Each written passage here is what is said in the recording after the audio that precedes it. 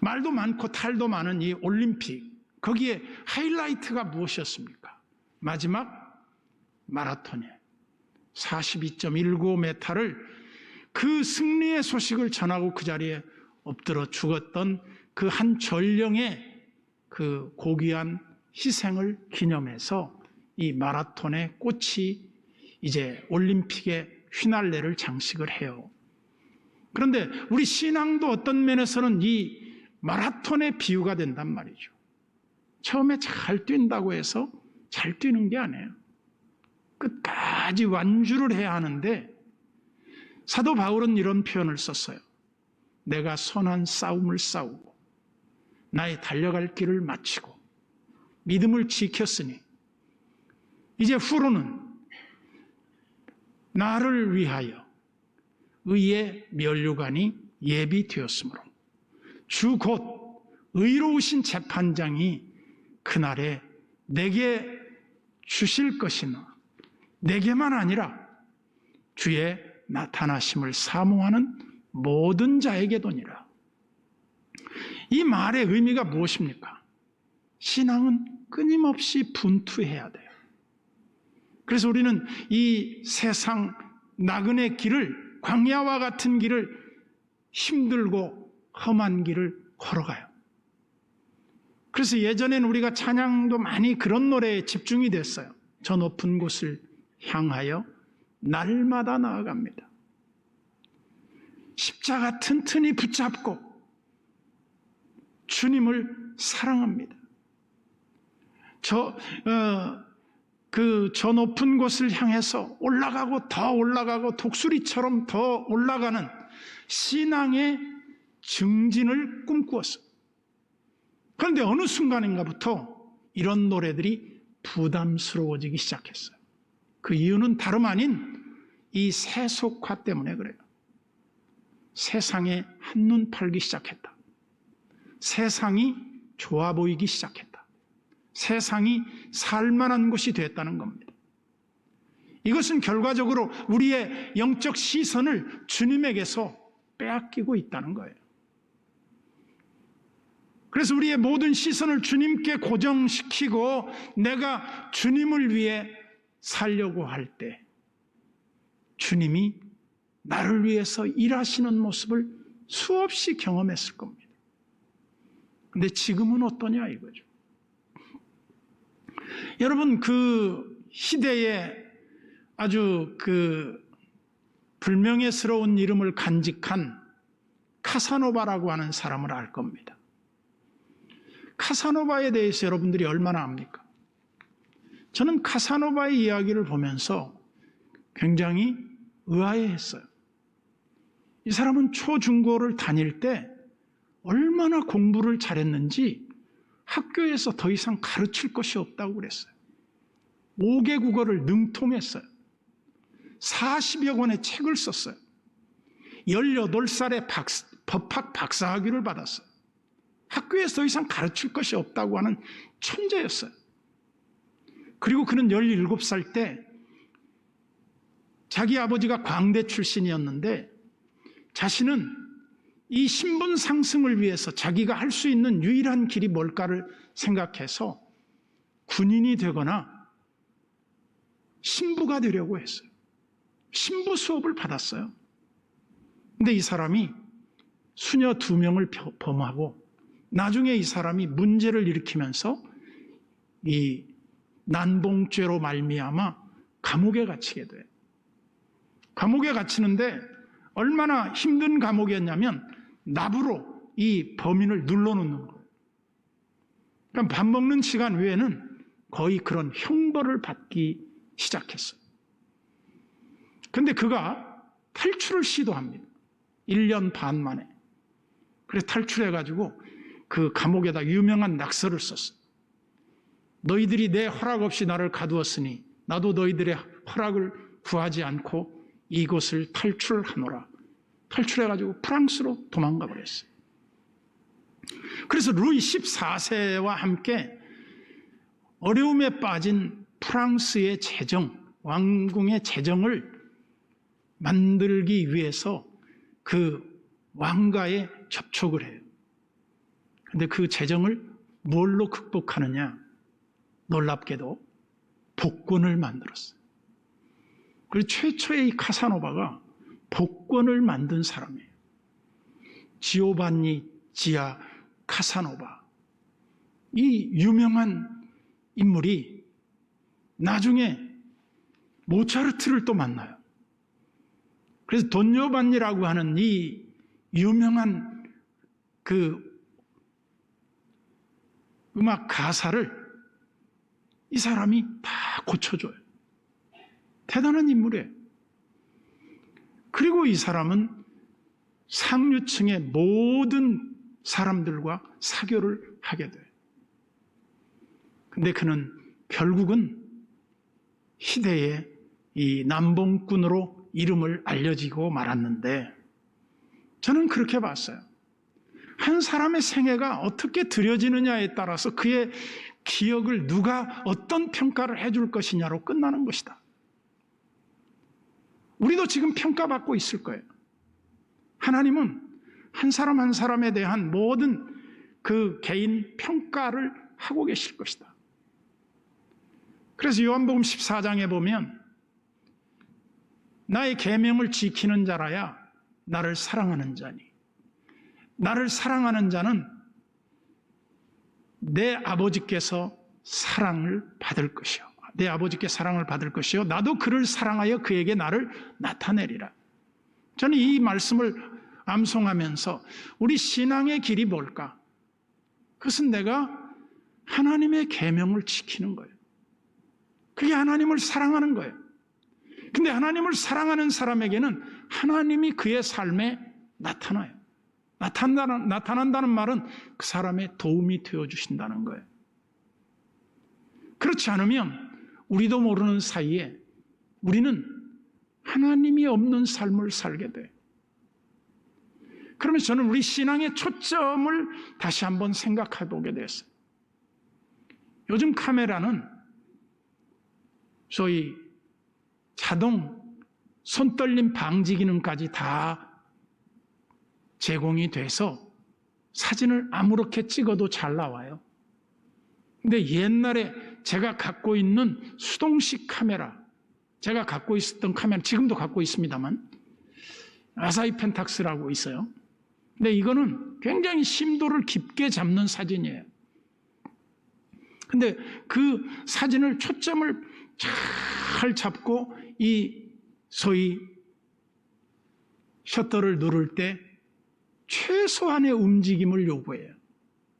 조금만 움직이면 초점이 흐려져요. 우리가 하나님을 향해서 포커스를 맞추고 주님께 고정을 돼 있느냐? 한때 복음성가에 보니까 내 손을 주의 손에 포개고 내 발을 주의 발에 포개어 그의 그 발에 손을 같이 못을 박히는 그런 노래들이 있더라고요. 그렇지는 못할 망정 주님이 걸어가신 길을 걸어가는 거죠. 신앙의 이 외롭고 고독한 길을 걸어갈 때 주님을 사랑하는 자를 주님이 홀로 두시지 않아요. 결코 내버려 두시지 않는단 말이에요. 그래서 우리가 신앙의 제일 나쁜 태도가 항상 뭐라고 말했습니까? 나 혼자서도 잘해요. 그게 제일 나쁜 태도라고. 주 없이 살 수 없네. 주의 도우심이 없이는 나는 아무것도 할 수 없습니다. 이 신앙의 고백과 함께 우리의 삶이 이렇게 초점이 맞춰져 있을 때 우리는 승리의 신앙생활을 할 수 있다.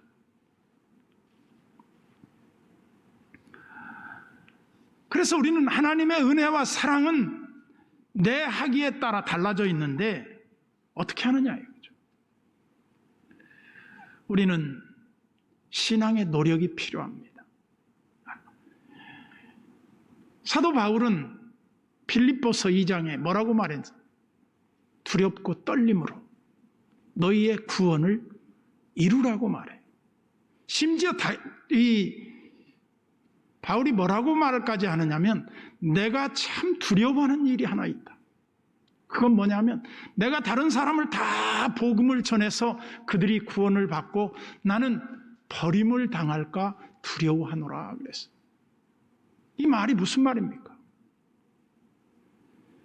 사도 바울은 자기가 구원받았지만 자기가 구원받지 못하면 어떻게 하나 하는 그런 조심성을 가지고 신앙생활을 늘 관리했다는 겁니다.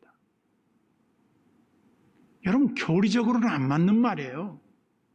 교리적으로는 한번 구원받으면 구원이 취소되지 않는다고 하는 것이 우리 성경의 교리예요. 하나님이 뭐 인간처럼 변덕이 있어가지고 얘 구원했는데 얘 마음에 안 들어, 얘 다시 꼬라박어, 얘 지옥으로 보내, 이렇게 하시는 분이 아니란 말이죠.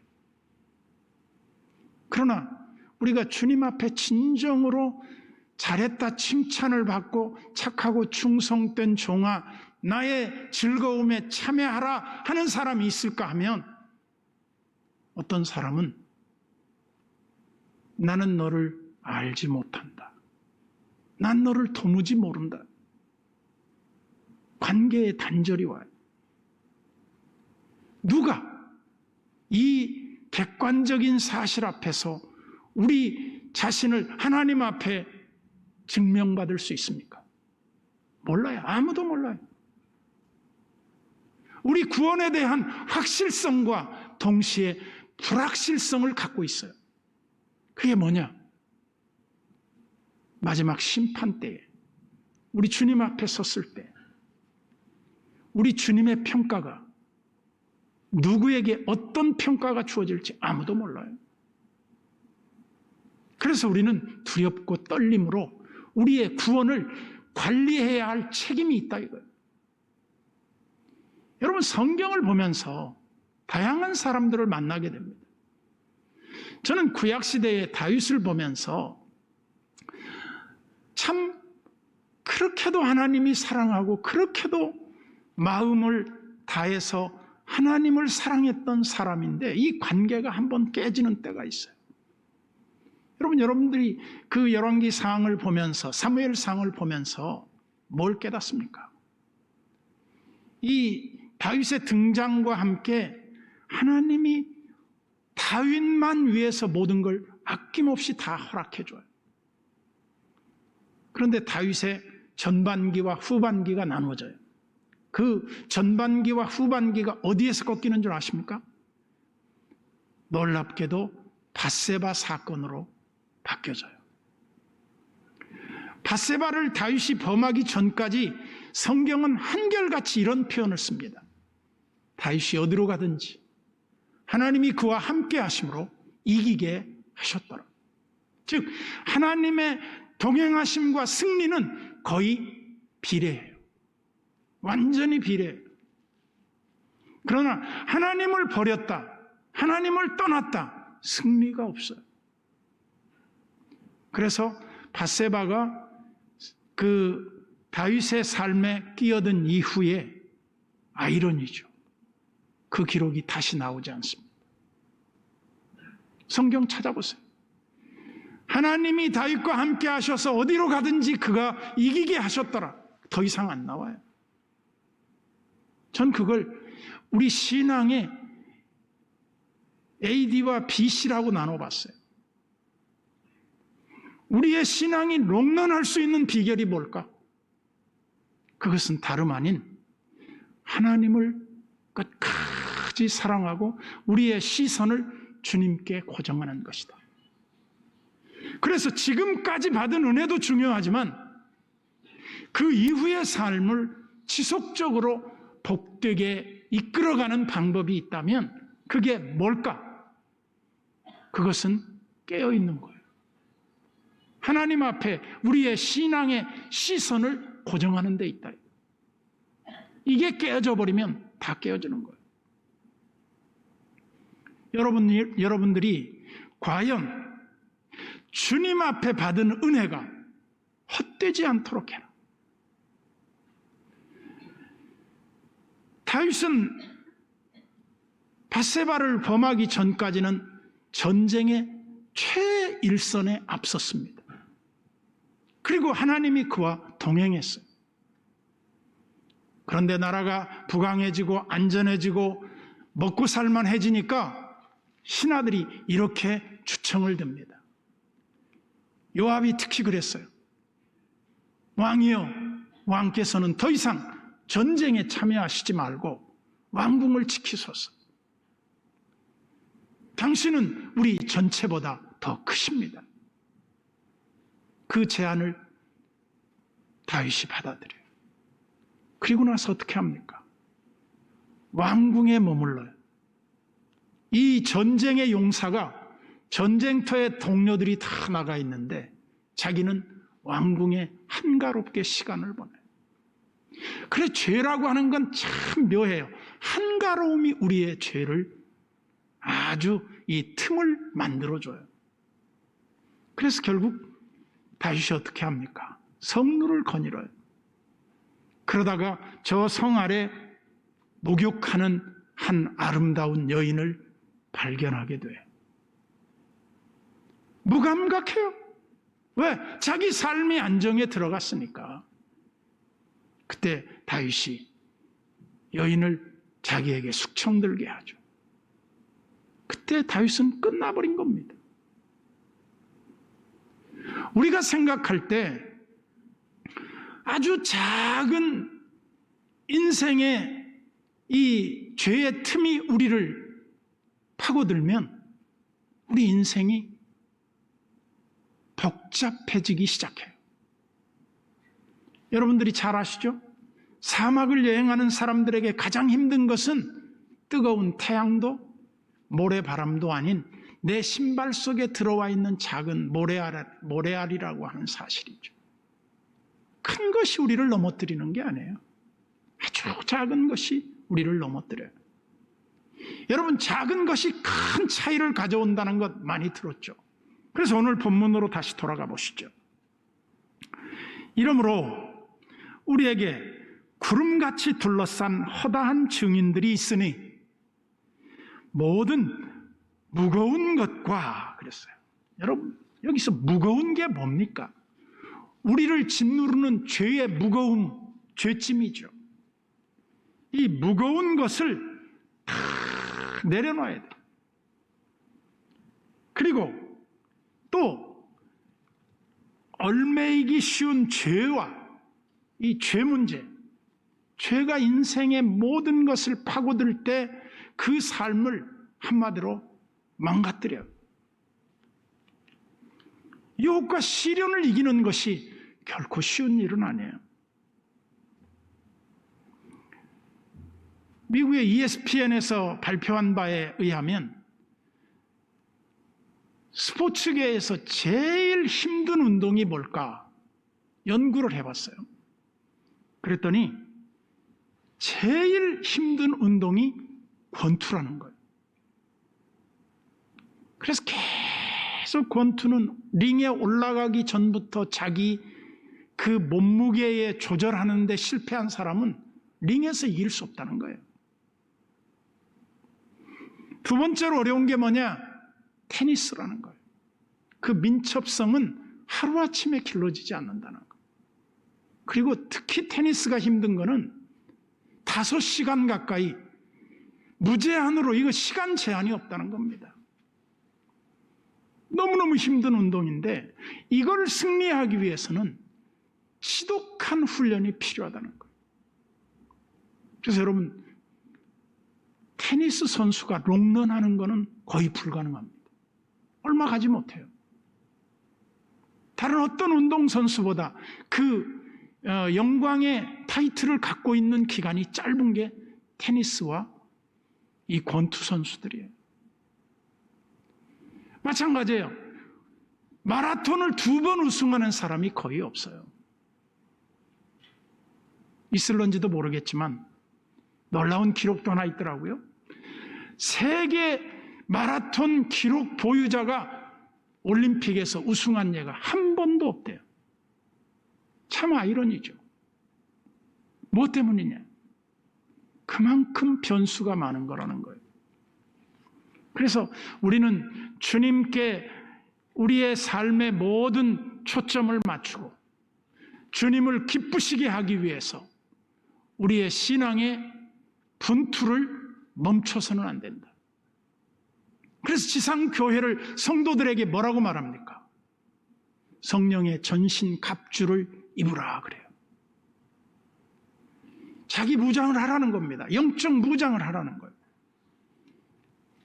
여러분, 성경 다음으로 많이 읽힌 책이 철로역정이라는 걸 다 아시죠? 이 철로역정은 존 버년이라고 하는 사람이 국교도로서 신앙의 그 위기의식을 느끼고 침례교도로 바뀌어요. 그러면서 그는 투옥됩니다. 그리고 그의 이론을 한마디로 이 믿음으로 구원받는다고 하는 이 이론과 하나님 앞에서의 이 믿음으로 구원받는 이론을 말함으로 말미암아 이 사람은 불이익을 받게 돼요. 근데 존 버년이 그런 말을 했어요. 신앙의 길은 외롭고 먼 길을 걸어가는 나그네다. 근데 자기가 어느 날 꿈을 꿔요. 자기 구원에 대한 심각한 고민을 하게 돼요. 그러면서 자기가 꿈을 꾸는데 자기가 짐이 너무 무거운 거예요. 죄짐이 너무 무거운 거죠. 그 죄짐을 지고 십자가 앞에 갔는데 그게 다 벗겨져요. 그리고 그 진리의 길을 걸어가는데 수많은 유혹과 시험이 많은 거예요. 그걸 다 극복하는 거예요. 여러분, 저는 그 스타벅스에 커피를 마시러 가지 않습니다. 왜냐하면 그 스타벅스에 있는 그림이 사이렌, 그리스 로마 신화에 나오는 사이렌 여신이거든요. 근데 그 사이렌 여신이 뭐냐? 항해하는 사람들에게 나타나요. 그래서 이 사이렌 여신이 기가 막힌 노래를 불러요. 그러면 사람들이 그 유혹을 받고 그 사이렌의 소리를 들으면 다 바다에 빠져 죽는 거예요. 근데 그 사이렌의 유혹을 받지 않기 위해서 유일하게 성공하는 길이 있어요. 그것은 자기 몸을 돛대에 묶어버리는 거예요. 다른 사람한테 묶어달라고. 그리고 두 번째는 귀를 막아버리는 거예요. 아무리 유혹의 소리가 들려도 자기 의지대로 안 되도록 묶어버린 거죠. 그래서 제가 왜 스타벅스에 잘 안 가느냐? 그 사이렌의 유혹을 받을까 봐. 그게 아니고 그 하워드 슐츠라고 하는 사람이 기독교를 대적하기 위해서 만든 기업체예요. 그래서 우리 기독교인들은 이런 업체들에 대한 것을 이해해야 된다고요. 여러분, 반면에 잭 인 더 박스 같은 데 보면 컵을 딱 뒤집어 보면 요한복음 3장 16절이 다 적혀 있습니다. 미국에 가서 여러분 서부 쪽에 가시면 꼭 한번 가보세요. 기업 정신을 보이는 거예요. 우리는 하나님을 위해서 일한다. 우리는 하나님을 위해 존재한다. 우리는 하나님을 기쁘시게 하기 위해 사업한다.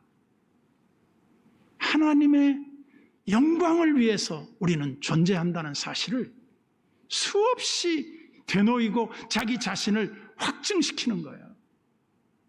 그렇지 않으면 우리는 어느 순간 우리도 모르는 사이에 세상 유혹에 이 파도에 떠밀려서 우리의 영혼을 팔아먹고 우리의 인생의 실패를 쓰디쓰게 맛봐야 할 때가 있다 이 말이죠.